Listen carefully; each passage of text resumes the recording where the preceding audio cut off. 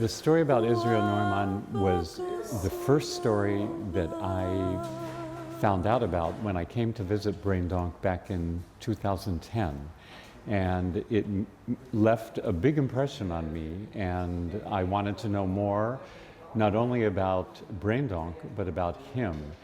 And when I found out that there was no English book that had any information about Israel Neumann in it, then I decided that I wanted to write a book about him and the fort itself for people who, whose native language was English. So I researched Israel Neumann, I researched the fort. I was able to find out more information about him, especially when I discovered that he had immigrated with his family to New York City back in 1921. I was surprised, I was shocked that he had been in the United States and then came back. And he ended up in Breendonk and was murdered here. Neumann became kind of, in a way, the icon for Breendonk because his story is so emotional, and because of the photographs that were taken during the war by the Nazi propaganda photographer Krapf. It was the photo that I saw first that left a huge impression on me.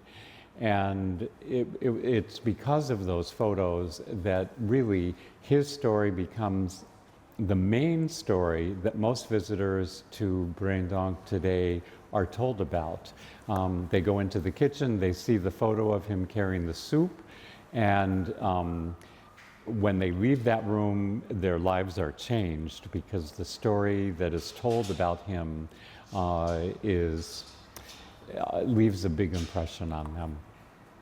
Really, my life was changed after coming to Breendonk that day. I never expected that I would be in Belgium. It was never on my list of places to visit or about 5 or 6 years ago, I was at a flea market and I got a little packet of tourist postcards that said historic Antwerp or old Antwerp from 1930.